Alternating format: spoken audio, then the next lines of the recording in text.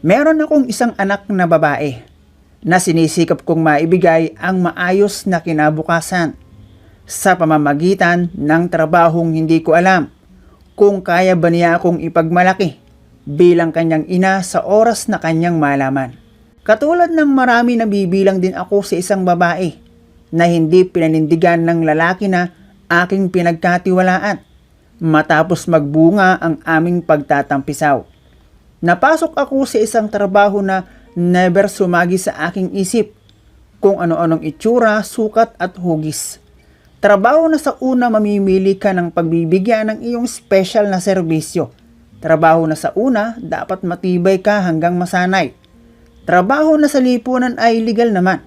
Pero may lugar sa trabahong ito na kung saan kikita ka ng malaki. Yun nga lang, hindi pwedeng ipagmalaki bilang trabaho. Bagkus ay itinatago pa. Parang utot na ayaw mong maamoy ng iba, maliban sa ibang tao na gusto ang ganitong kalakaran. Hanggang sa makilala ko si Jason. At sa hindi malamang kadahilanan, ay nahulog ang aking loob sa kanya, gayong pare-pareho naman silang nag-aabot ng pera na aming napagkasunduan pagkatapos. At dahil sa inakala kong kapag aking ibinigay ang lahat, ay matatanggap rin niya ang isang tulad ko, ay walang pag-aalinlangan kung nilunok. Hello guys and welcome dito sa Kasgul TV. At syempre, kung ikaw ay bago dito sa aking channel at trip mo ang ganitong klase ng kwento, palike and subscribe naman dyan.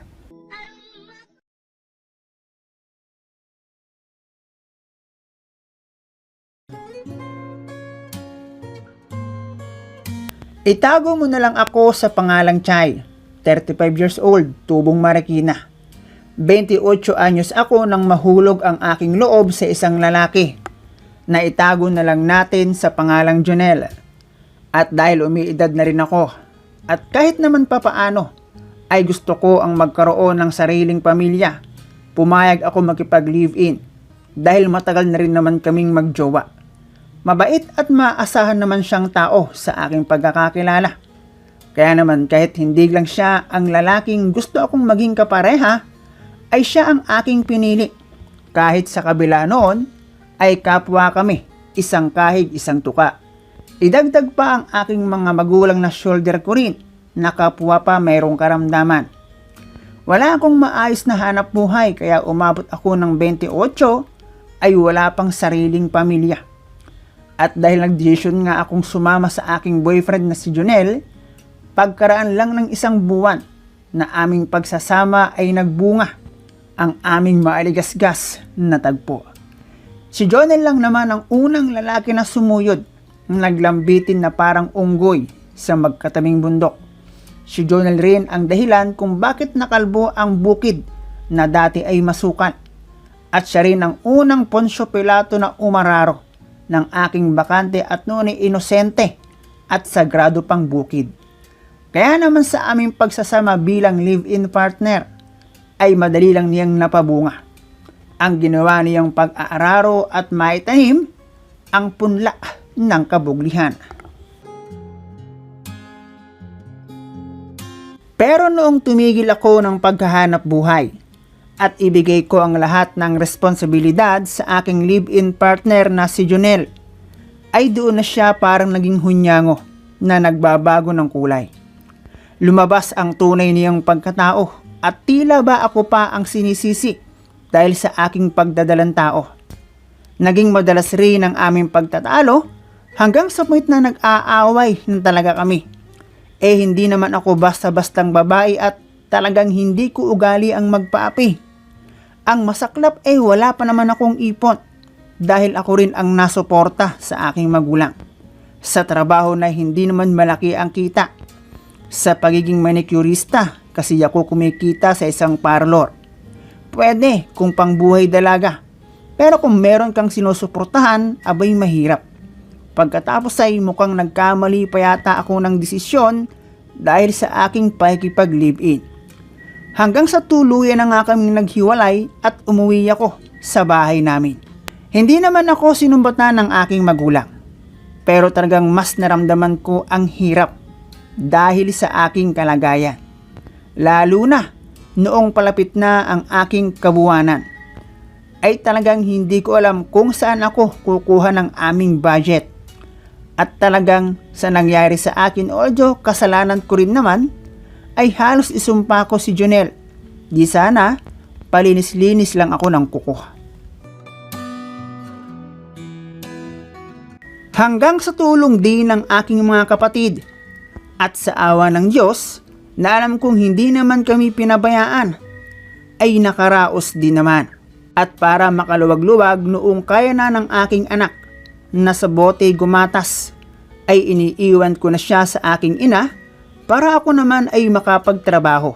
Muli akong bumalik sa pagiging manicurista. Kaya lang syempre, hindi na ako pwedeng magpaganon-ganon na lang. Kaya naman naghanap ako ng ibang trabaho. At dito na nga ako napapasok sa massage spa. Dito, hindi ako yung literal na nag-aral ng pagiging masahista. Kakilala ko kasi ang nagpasok sa akin at siya ang nagturo sa akin ng mga gagawin. At kung bakit naman nayaya ako ng aking kakilala, yun ay dahil may itsura din naman akong babae.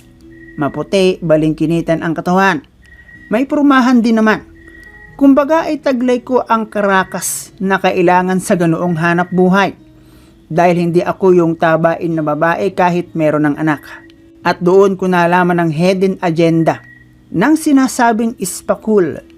Noong una ay parang ayaw kong paniwalaan, lalo't hindi naman iyon ang aking linya para kumita. Pero may katotohanan pala at kung saan ako nagsimulang magtrabaho bilang masahista, ay meron talagang ganoong kaganapan. Pero bihira dahil bawal nga at pili ang customer na ina-accept sa ganoon. Yung mga antigo lang na pabalik-balik na, mga pwedeng pagkatiwalaan. At napansin kong depende sa magiging agent ang magiging desisyon ng customer. Pero karamihan ng lalaki halos naghahanap at nagtatanong talaga about sa ganoon. At kung minsan na iyon ang kanilang ipinunta, pero hindi ako sumagal, mahirap na. At kahit duman ako sa ganoon, dahil nga sa aking live-in partner, parang hindi ko kaya. Lalo na sa taong hindi ko naman kaano-ano.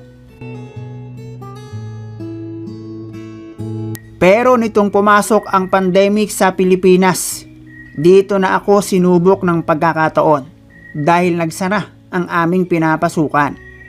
Nalaman ko sa aking kakilala na natanggap siya ng booking online gamit ang peking account sa FB at nagpo-post siya.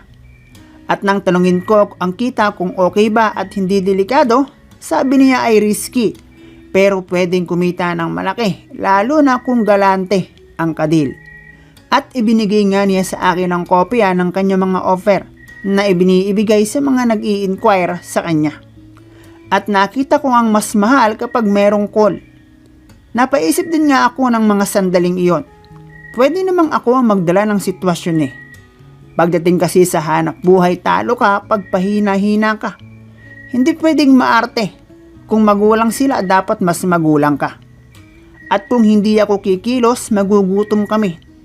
Total, naisip ko rin naman na hindi naman kami magkakilala na kung sino man ang Poncio Pilato na aking makakausap.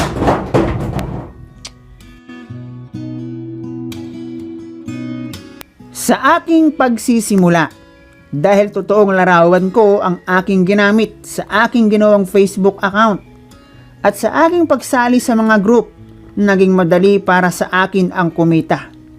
Ako ang napili ng lugar at money down first. Syempre, kailangan mong ipakita na hindi ka basta-basta.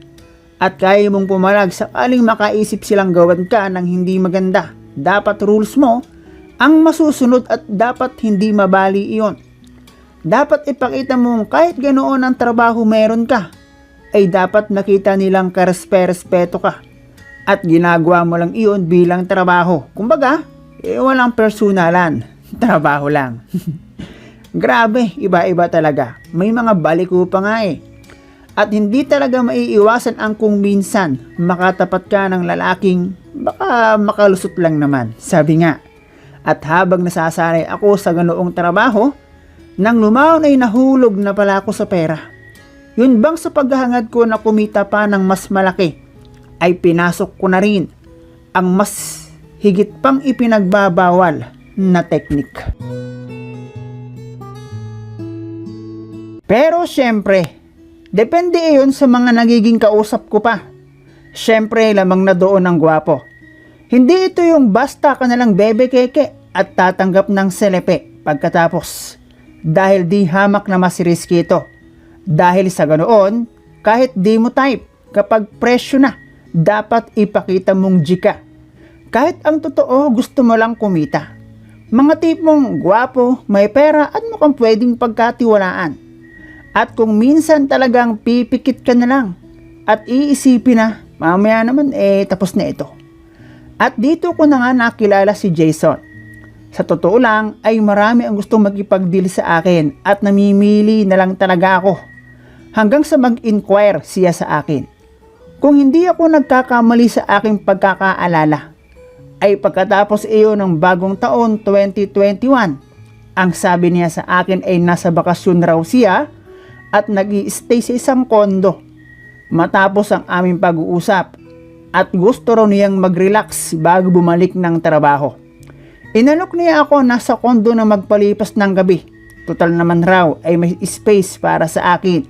Sagot na rin raw niya ang aking pagkain para daw hindi na ako magbiyahe ng gabi. At dahil overnight ako doon ay dadagdagan na lang din daw niya ang aming napag-usapan. Bagay na parang akin namang pinagdudahan kung legit ba o scam. Dahil base sa aking mga dating nakausap at nakadil, ay parang napakagalante naman yata ni Jason. Pero nawala ang aking pagdududa nang kunin niya ang aking GCash number at magpadala siya ng pamasahe. Kaya naman napaisip akong sa layo noon, dapat ay mag-uwi ako ng malaking pera. Kaya naman kahit hindi siya nagtanong abot sa extra rice, ay ako na mismo ang nagsabi kung gusto niya. At medyo matagal ang naging reply niya. Napatawag po siya sa akin at itinanong pa talaga kung pwede raw ba talaga iyon. Sabi ko pwede naman, mag-add lang siya sa aming napag-usapan. At doon ay nagkasundo kami. Hindi ko muna pinaalis ang rider na naghatid sa akin, sinigurado ko muna. Although pinadalan ako ng pamasahe. At hindi nga nagtagal ay sinundo na ako ni Jason sa Nabi. Totoo nga, nasa kondo. Victim yarn. At first time iyon na merong mag-invite sa akin sa kondo. At ang naging senaryo ay parang nirentahang GF ang aking naging papel. Madali din akong nakampante sa kanya. Dahil pagpasok pa lang namin sa room, ay inabot agad niya sa akin ang pera. At higit pa iyon sa aking inaasahan, naisip ko tuloy na dapat mapaulit ko siya. Ginawa ko ang best ko. Yun ay sa kadahilanang nakita ko kung gaano siya kabait na tao. At mukhang kailangan lang niya ng makakausap at makakasama. At sinabi rin niyang ako na raw ang bahala sa ganon. Ang totoo niyan, kinabukasan ay hindi pa ako umuwi. Sinamahan ko pa si Jason doon sa loob ng kulang 2 araw. At sa pagkain ay hindi siya nagkulang sa akin. Yun nga lang, noong huling araw namin parang nagkaroon na siya ng gana. Pero okay lang dahil sulit naman ang araw na nandoon ako. At inakala ko pa ngang wala siyang alam dahil hindi man lang niya nilasahan ang aking pasalubong na bibingka. At parang nakulangan ako sa action. Yun pala, bitirano siya kahit mas matanda ako sa kanya. Siguro wala lang siya sa mood. At ang akala ko pa nga, doon talaga siya nakatira sa kondo. Dahil mukhang familiar ang guard ng kondo sa kanya at alam niya ang pasikot-sikot doon. Naulit pa yun ang naulit at the point na nahulog ang aking loob kay Jason. Dahil talagang ang laki ng naitulong niya sa akin. Hanggang yayain ko pa nga siya sa bahay namin para makilala ng aking magulang pero fail. Ayaw niya kasi. Ang bait kasi sa akin eh. Parang nag-assume na ako noon na baka gusto niya akong maging asawa. Kaya naman, Lahat ng paraan para maging masaya siya sa akin ginawa ko. Inalisan ko ng limitasyon ang aking sarili. Nilunok ko ang lahat ng pride meron ako sa mga araw na kami ay magkasama para ako'y kanyang magustuhan. Kahit ang iloob okay lang sa akin. Dahil minahal ko na si Jason at inasahan kong sa ipinakita niyang kabaitan sa akin ay ibabalik niya. Pero para akong sinampal ng katotohanan, kanya lang akong pampalipas oras at kailangan kong mag-move on at tanggapin ang katotohanan siya ay aking customer at siya ay nataon lang na galanting tao.